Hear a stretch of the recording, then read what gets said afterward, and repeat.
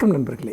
இன்னும் ஒரு இனிய காலை பொழுதில் தீதும் நன்றும் நிகழ்ச்சியில் உங்களை சந்திப்பதில் மிக்க மகிழ்ச்சி அடைகிறேன்.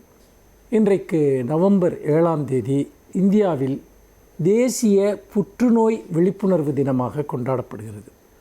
புற்றுநோய் என்பது மனித குலத்தை அச்சுறுத்தக்கூடிய மிக கொடிய நோய்களில் ஒன்று என்று நமக்கு தெரியும். இன்னும் சொல்லப்போனால் ஒரு காலத்தில் புற்றுநோயால் இறப்பவர்களுடைய எண்ணிக்கை ஏராளமாக இருந்தது. இப்பொழுது நவீன மருத்துவ சிகிச்சைகளின் வழியாக புற்றுநோயை கண்டறிவதும் கட்டுப்படுத்துவதும் சிகிச்சை அளிப்பதும் எவ்வளவோ தூரம் மேம்பட்டிருக்கிறது என்பதையும் இங்கே நாம் குறிப்பிட வேண்டும். அப்படி பார்க்கிற போது புற்றுநோய்க்கான காரணிகள் அல்லது புற்றுநோய் ஏன் உருவாகிறது என்பதை பற்றி பலவிதமான காரணங்கள் சொல்லப்படுகின்றன. ஆனால் உடலில் இருக்கக்கூடிய அந்த செல்கள் அவை கட்டுப்பாடின்றி அதீதமாக வளர்வது, இதுதான் புற்றுநோயினுடைய அடிப்படை தன்மை. இது ஆண்களுக்கும் பெண்களுக்கும் பொதுவாக ஏற்படக்கூடிய நோய் என்றாலும் கூட புற்றுநோய் ஏற்படக்கூடிய இடங்கள் என்பது பாலினம் சார்ந்து நிறைய மாறுபாடுகளும் இருக்கின்றன. பொதுவாக பெண்களுக்கு மார்பக புற்றுநோய் அல்லது கர்ப்பவாய் புற்றுநோய் என்பது பரவலாக அறியப்பட்ட ஒன்று. அதே சமயத்தில் ஆண்களுக்கு அது பெரும்பாலும் சிறுநீரகம் போன்றவற்றிலோ நுரையீரலிலோ ஏன் மூளையிலே கூட ஏற்படக்கூடிய ஒரு நோயாக அது இருக்கிறது என்பதை பார்க்கிறோம். இந்த புற்றுநோய்க்கு வயது வேற்றுமைகள் எல்லாம் எதுவும் கிடையாது. எந்த வயதில் வேண்டுமானாலும் ஏற்படக்கூடிய ஒரு நோயாக இருக்கிறது. இந்த புற்றுநோய் தடுப்பில் மிக முக்கியமான அடிப்படை விஷயம் என்பது அதனுடைய ஆரம்ப அறிகுறிகளை கண்டறிந்து தோலில் மாற்றம் ஏற்படுத்துதல், வேறு சில உடலியல் சார்ந்த மாற்றங்கள், இவற்றையெல்லாம் ஆரம்பத்தில் கண்டறிந்து சிகிச்சை மேற்கொண்டால் புற்றுநோய் 100% குணப்படுத்தக்கூடிய ஒரு நோய்.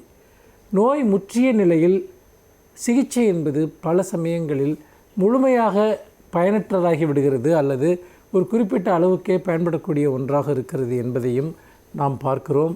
அப்படி பார்க்கிற போது எப்படி என்றாலும் கூட புற்றுநோய் வந்துவிட்டால் ஒருவர் பயப்பட வேண்டிய அவசியமில்லை. முன்பெல்லாம் நாம் கண்டிப்பாக இறந்து விடுவோம் என்றெல்லாம் நினைத்தார்கள். இப்பொழுது அப்படி நினைக்க வேண்டியதில்லை. ஏனென்று கேட்டால் புற்றுநோய்க்கான சிகிச்சையில் எவ்வளவோ முன்னேற்றங்கள் இன்றைக்கு ஏற்பட்டிருக்கின்றன. அப்படி பார்க்கிற போது நாம் முதலில் இந்த புற்றுநோய் ஏற்படக்கூடிய சில காரணிகள், அதாவது புகைப்பிடிக்கக்கூடிய பழக்கம், அதே உணவு பழக்க வழக்கங்கள், அதாவது அதீதமான கொழுப்புச்சத்துள்ள உணவுகளை எடுத்துக்கொள்வது, அதே போல் நிறைய மது அருந்தக்கூடிய பழக்கம் உள்ளவர்கள், இவர்களுக்கு புற்றுநோய் ஏற்படுவதற்கான வாய்ப்புகள் அதிகரிக்கின்றன. போதைப்பொருள்கள், சிகரெட் போன்றவற்றை நிறைய எடுத்துக்கொள்வது, அது வாயில் புற்றுநோய் ஏற்படுத்துவதற்கு பாக்கு போன்ற விஷயங்களை, புகையிலை போன்ற விஷயங்களை அதிகமாக பயன்படுத்துவது, அது ஒரு புற்றுநோய்க்கான வாய்ப்புகளை அதிகரித்து விடுகின்றன என்பதை நாம் பார்க்கிறோம். அதே சமயத்தில் சில வாழ்வியல் மாற்றங்கள் காரணமாகவும் ஒருவருக்கு புற்றுநோய் ஏற்படலாம். இது உடற்பயிற்சியின்மை என்பது, ஒரு நாளைக்கு ஒருவர் குறைந்தபட்சம் ஒரு அரை மணி நேரமாவது உடற்பயிற்சி மேற்கொள்வது முக்கியம் என்று வலியுறுத்துகிறார்கள். உணவு பழக்க வழக்கங்கள், அதிகம் காய்கறிகள் போன்றவற்றை உணவில் சேர்த்துக்கொள்வதும் ஒரு அத்தியாவசியமான ஒன்றாக பார்க்கப்படுகிறது. நிறைய மருத்துவ ரீதியான ஆலோசனைகள் பல நிலைகளில் வழங்கப்படுகின்றன. புற்றுநோய் வராமல் காப்பதற்கு நம்முடைய மனநிலை, உடல்நிலை, வாழ்க்கை முறை இவற்றை நாம் ஒழுங்குபடுத்திக் கொள்வது ஒன்று. அப்படியே வந்துவிட்டால் கூட நாம் உடனே அஞ்ச வேண்டிய அவசியமில்லை. மருத்துவம் இருக்கிறது, உயிர் காப்பதற்கான மருந்துகள் இருக்கின்றன. ஆகவே எல்லாவற்றிற்கும் அடிப்படையான விஷயம் ஒன்றை புரிந்து கொள்வது தான். எந்த வகையான நோய் அது, எதனால் ஏற்படுகிறது, அது எப்படி, அதற்கு என்ன சிகிச்சைகள் இருக்கின்றன, இதையெல்லாம் புரிந்து கொண்டாலே இதனால் ஏற்படக்கூடிய இழப்புகளை நம்மால் பெருமளவு குறைக்க முடியும். அதற்காகத்தான் இந்த தேசிய புற்றுநோய் விழிப்புணர்வு தினம் இந்த நாளில் கொண்டாடப்படுகிறது. மீண்டும் இன்னும் ஒரு புதிய சிந்தனையோடு உங்களை சந்திக்கிறேன். நன்றி, வணக்கம்.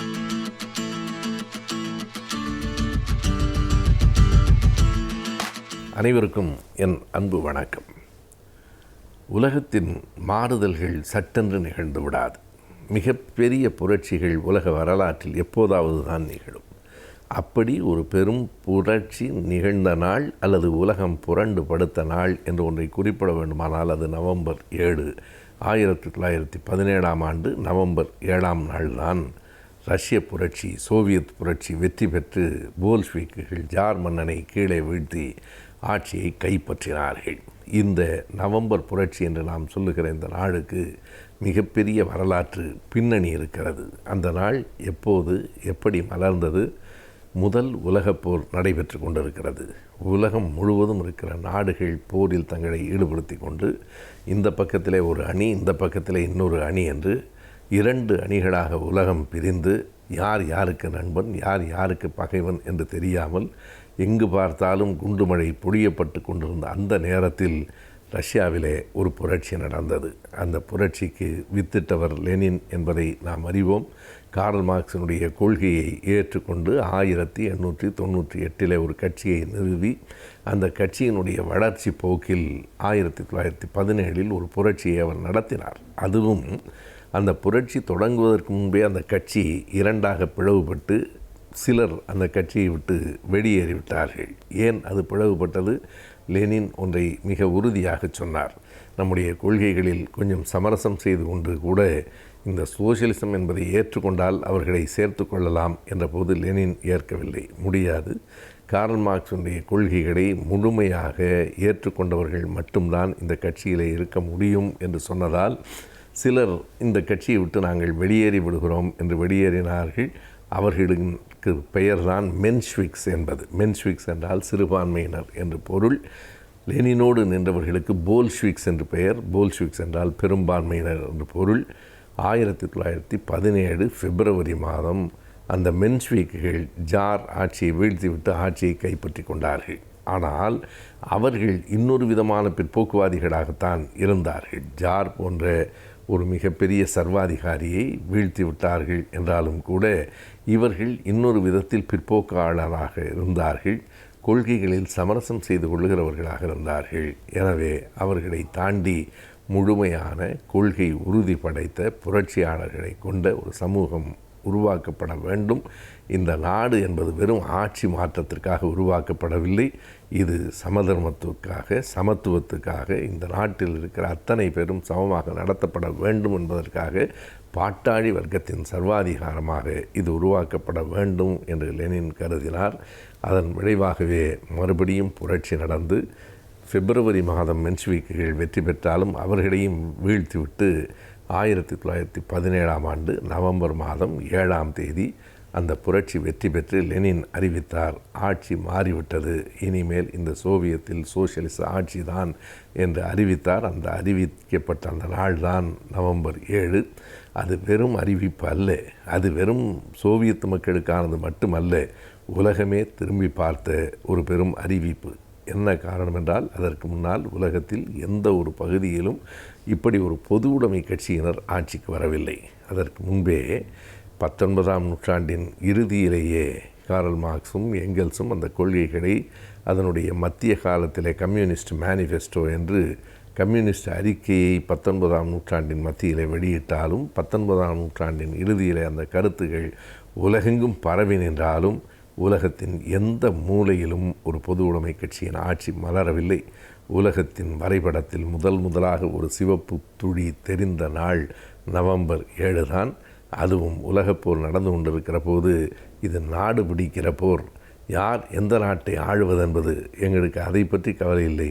எங்கள் நாட்டை நாங்கள் ஆள வேண்டும், தொழிலாளர்கள் இந்த நாட்டினுடைய தலைவர்களாக மாற வேண்டும் என்கிற கோரிக்கையோடு உருவாக்கப்பட்டது தான் இந்த நவம்பர் புரட்சி.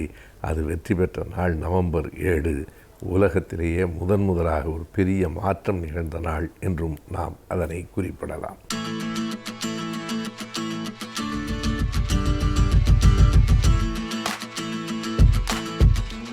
வணக்கம் நேயர்களே. நாம் மன வாழ்க்கையில் ஏற்படக்கூடிய சிக்கல்கள், பிரச்சனைகள், இவைகளெல்லாம் நாம் எவ்வாறு சமாளிப்பது என்பதை பற்றி சில யூகங்களை நாம் பார்த்து வருகின்றோம். அதில் ஒவ்வொன்றாக பார்த்து வந்தோம். நாம் பிடித்தது, பிடிக்காதது, விட்டு கொடுப்பது, பிறந்த வீட்டை பற்றி நாம் பெருமையாக பேசாமல் இருப்பது என்று பல யுக்திகளை நான் உங்களிடம் கூறி வந்தேன். அதில் ஒரு முக்கியமான ஒன்றாக இருப்பது தாம்பத்தியம். மன வாழ்க்கையில் தாம்பத்தியம் என்பது பொதுவாக செக்ஸ் என்று சொல்கின்றோம். அதை பற்றிய பாலியல், இதை பற்றிய பிரச்சனைகள், அதை பற்றிய விவரங்களை எல்லாம் நாம் வெளிப்படையாக சொல்வதற்கு நாம் இன்றும் வெளிப்படையாக சொல்லக்கூடிய ஒரு நிலைமை இன்னும் வரவில்லை. அதுபோல் ஒரு சந்தர்ப்பம் தான் நிலவுகின்றது. பால்வினைகளை பற்றி, பாலியல் பற்றி விரிவாக வெளிப்படையாக சொல்வதற்கு முடியாத ஒரு நிலையில் இருக்கின்றோம். அதாவது செக்ஸ் சொல்கின்றோம். செக்ஸ் என்றால் என்ன என்று அதாவது கேட்டோம் என்றால், செக்ஸ் என்பது லத்தீன் லாங்குவேஜில் அந்த காலத்தில் அதாவது மருத்துவத்துறையில் கிரேக்கர்கள், லத்தீன் இவர்கள் தான் அவர்கள் கை ஓங்கியிருந்தது. அவர்களுடைய மொழிகள் தான் இன்றும் மருத்துவத்துறையில் நாம் பின்பற்றி வருகின்றோம். அதாவது அது லத்தீன் மொழியில் செக்ஸ் என்றால் என்ன என்றால் பிரி என்று அர்த்தம், டிவிஷன் 2 மேஜர் பிரிவுகள், பைஃபர்கேஷன் என்று அர்த்தம், 2 மேஜர் பிரிவுகள் என்று அர்த்தம். அதை செக்ஸஸ் என்று கூறினார்கள். அந்த செக்ஸ் என்பது என்னவென்றால், அதாவது அது வாழ்க்கையில் எவ்வாறு அது பயன்படுகிறது என்றால் வாழ்க்கைக்கு ஒரு முக்கியமான ஒன்றாக அமைகின்றது. அதாவது நம் வாழ்வை ஆரோக்கியமாக வாழ்வதற்கும் செக்ஸ் உதவுகின்றது. அது மட்டுமல்லாமல் நாம் நீண்ட ஆயுளுடன் வாழ்வதற்கும் அது உதவுகின்றது. வாழ்வு அர்த்தமுள்ளதாக மாறுவதற்கும் அது உதவுகின்றது. வாழ்க்கையில் அர்த்தம் வேண்டினால்வா, அர்த்தமுள்ள வாழ்க்கைக்கு அது உதவுகின்றது. ஆக ஒவ்வொரு கட்டத்திலும் அது செக்ஸ் என்பது நமக்கு அதாவது உதவுவதாக இருக்கின்றது. ஆரோக்கியமான வாழ்வு, அர்த்தமுள்ள வாழ்வு, நீண்ட ஆயுளுள்ள வாழ்வு இன்று நமக்கு அது பெரும் பங்கினை நமக்கு பகிர்கின்றது. அதாவது விஞ்ஞான முறை எடுத்துக்கொண்டோம் என்றால் எப்படி என்றால், விஞ்ஞான முறையில் உடல் ரீதியாக எடுத்துக்கொண்டோம் என்றால், அதாவது இருதயத்திலிருந்து நேரடியாக பிளட் சப்ளை எங்கு செல்கின்றது, தாம்பத்தியம் நடக்கும் நேரத்தில் அதை சப்ளை ஆகின்றது. அதாவது இதயம் தன்னுடைய சப்ளை ஒவ்வொரு ஆர்கன்களுக்கும் லிவர் இருக்கின்றது, கிட்னி இருக்கின்றது, லங்ஸ் இருக்கின்றது, ஒவ்வொன்றுக்கும் அது பிரான்ச் மூலமாக மெயின் பிரான்ச் என்று சிறு பிரான்ச் என்று அப்படி தான் செல்கின்றது ஒவ்வொரு உறுப்புகள் வேலை செய்வதற்கும். ஆனால் இந்த தாம்பத்தியத்தில் இந்த செக்ஸ் இந்த செயல்படும் நேரத்தில் 5 புலன்களும், மனிதனுடைய 5 புலன்களும் ஒன்றாக இணைந்து செயல்படக்கூடிய நேரம் அது. அதாவது கோஆர்டினேஷன், கோஆபரேஷன் என்று ஒன்றுக்கொன்று கோஆர்டினேட் பண்ணி ஒத்துழைத்து மொத்தமாக ஒரே நேரத்தில் பணி செய்யக்கூடிய அந்த நேரம்தான், அதாவது செயல்படக்கூடிய நேரம்தான் நமக்கு தாம்பத்தியம். அந்த நேரத்தில் இருதயம் என்ன செய்கின்றது, நேரடியாக தன்னுடைய கண்ட்ரோல் எடுத்துக்கொண்டு நேரடியாக இரத்த சப்ளை அங்கே செலுத்துகின்றது. உடல் எந்த அளவுக்கு ஒத்துழைக்கின்றது பாருங்கள். அது மட்டும் இல்லாமல் அதை கண்ட்ரோல் பண்ணக்கூடிய, அதாவது தாம்பத்தியம் செக்ஸ்ன்னு சொல்கின்றோமே, அதை கண்ட்ரோல் பண்ணக்கூடிய இடம் மூளையில் இருக்கின்றது. அதற்கு அருகில்தான் அறிவுத்திறன் உள்ள இடமும் இருக்கின்றது. இந்த 2 கண்ட்ரோல் ரூமும் மூளையில் அருகருகே இருக்கின்றது, அருகாமையில் இருக்கின்றது, அடுத்தடுத்து இருக்கின்றது. ஆகவே அதாவது அறிவுத்திறன் அதிகமாக இருந்தாலும் அது ஸ்டிமுலேட் பண்ணுகின்றது, இது அதிகமாக இருந்தாலும் அதை ஸ்டிமுலேட் பண்ணுகின்றது. இவ்வாறாக அடுத்தடுத்து இருக்கின்றது. எவ்வளோ ஒற்றுமையாக இருக்கின்றது. அது மட்டுமல்லாமல் அதாவது நாம் பார்க்கின்றோம், அதாவது உடல் மட்டுமல்ல உள்ளம் கூட, அதாவது தாம்பத்தியம் என்பது தனி மனிதனுடைய வாழ்க்கை, தனி மனித சுதந்திரம் என்றால் கூட இருவரும் இணைந்தால்தான் நாம் அதை செயல்படுத்த முடியும். அதே நேரத்தில் அதாவது அது உடல் சம்பந்தமான ஒரு ஒன்றுதான், உறவுதான். இருந்தாலும் மனம் அங்கே முக்கியத்துவம் பெறுகின்றது. மனமும் அதில் பங்கேற்கின்றது. எவ்வாறு என்றால் திருப்தி. நமக்கு திருப்தி என்பது எப்படி கிடைக்கின்றது? நாம் உடல் மூலமாகத்தான் அதில் நாம் தாம்பத்தியம் என்பது கிடைக்கின்றது அந்த செயலில். அதே நேரத்தில் நாம் அதாவது திருப்தி என்று ஒன்று உண்டு. திருப்தி அடைந்தால் தானே நமக்கு திருப்தி என்று ஒன்று வரும். அது முடிவு கொண்டு வருவதற்கு ஒரு திருப்தி தேவைப்படுகின்றது. அந்த திருப்தி எங்கிருந்து வருகிறது? மனத்திலிருந்து வருகிறது, மனம். ஆகவே அதாவது தாம்பத்தியத்தில் உடல் ரீதியாக இருந்தாலும் உள்ளமும் முக்கியமாக ஒரு பங்கை ஏற்றுக்கொள்கிறது. ஆகவே இது வாழ்க்கைக்கு முக்கியமான ஒன்று. இருந்தாலும் நாம் அதாவது செக்ஸ் என்ற வார்த்தைகளை சொல்வதற்கு நம்முடைய சமுதாயத்தில் சில ஸ்டிக்மாக்கள் இருக்கின்றது, அடைமொழிகள். அது மட்டுமல்லாமல் பட்ட பெயரெல்லாம் இருக்கின்றது. வெளிப்படையாக சொல்வதற்கே முடியாத ஒரு சந்தர்ப்பம் நிலவுகின்றது. அதனால்தான் இன்று அதாவது என்ன சொல்கின்றார்கள் என்றால், வாழ்வியல் மருத்துவம், வாழ்வியல் கல்வி என்று சொல்கின்றார்கள். அதாவது வாழ்வியல், அது மருத்துவவியல் கல்வி அப்படி என்று சொல்கின்றார்கள். குடும்பவியல் கல்வி என்று கூறுகின்றார்கள். அதை நாம் அழகு தமிழில் சொல்ல வேண்டும் என்றால், நம்முடைய அழகு தமிழில் அர்த்தமுள்ளதாக சொல்ல வேண்டும் என்றால் அதுக்கு தாம்பத்தியம் என்று சொல்லலாம். தாம்பத்தியம் என்பது ஒரு புண்ணியமான வார்த்தை, ஒரு கண்ணியமான வார்த்தை. நாம் அதை பயன்படுத்திக் கொள்ளலாம். ஆகவே தாம்பத்தியம் மனிதனுடைய திருமணத்தில் தாம்பத்தியம் என்பது முக்கிய பங்கு வகிக்கின்றது. தாம்பத்தியம் இல்லாமல் திருமணம் இல்லை. தாம்பத்தியம் இல்லாத திருமணங்கள் அதாவது நிலைக்கலாம். ஆனால் திருமணம் இல்லாத தாம்பத்தியங்கள் நிலைத்ததாக சரித்திரமில்லை. ஆகவே தாம்பத்தியம் என்பது ஒரு முக்கியமான ஒன்றாக இருக்கின்றது. தாம்பத்தியம் அதுவாக நம்முடைய சமுதாயத்தில் எடுத்துக்கொள்ளோம் என்றால், திருமணத்திற்கு அப்பாற்பட்ட தாம்பத்தியத்தை சமூகம் ஏற்றுக்கொள்வதில்லை. அது கண்டிக்கத்தக்கது, அது தண்டிக்கத்தக்கது. நம்ம சமுதாயத்தில் திருமணத்திற்கு அப்பாற்பட்ட தாம்பத்தியம், ஒரு பாலியல் உறவு என்பதை சமூகம் ஏற்றுக்கொள்ளுமா? ஆணாக இருந்தாலும் சரி, பெண்ணாக இருந்தாலும் சரி ஏற்றுக்கொள்ளாது. அதே நேரத்தில் திருமணத்தின் மூலமாக நாம் அடையும் தாம்பத்தியம் இருக்கின்றதே, அதற்கு நம்முடைய சமூகம் என்ன கூறுகின்றது? அதை ஒரு புண்ணியமாக நினைக்கின்றது, ஒரு கண்ணியமாக நினைக்கின்றது, ஒரு மரியாதையாக நினைக்கின்றது. நமக்கு ஒரு மரியாதையும் கிடைக்கின்றது அந்த தாம்பத்தியத்துக்கு. அதை சாந்தி என்று கூறுகின்றோம், மன அமைதி, சாந்தி முகூர்த்தம் என்று கூறுகின்றோம் அல்லவா? திருமணத்தின் மூலம் அதை அடையும் பொழுது அதனுடைய கண்ணியமும் அதனுடைய மதிப்பும் கூடுகின்றது. ஆகவே திருமணத்தில், தாம்பத்தியத்தில், அதாவது இந்த தாம்பத்தியம் ஈடுபடும் போது அதில் சில கட்டுப்பாடுகள் இருக்கின்றன. எழுதாத சட்டம், அது எழுதாத சில சட்டங்கள் இருக்கின்றன, சில கோட்பாடுகள், விதிமுறைகள், கட்டுப்பாடுகள் எல்லாம் இருக்கின்றன. நம்ம சமுதாயம் அதை அமைத்து தந்திருக்கின்றது. ஒரு செயல் இருக்கின்றது வைத்துக்கொள்வோம். ஒரு செயல் இருக்கின்றது, அந்த செயலில் ஒரு லிமிட்டேஷன் இருக்கும். அந்த லிமிட்டுக்குள்ளே நாம் இருக்க வேண்டும்.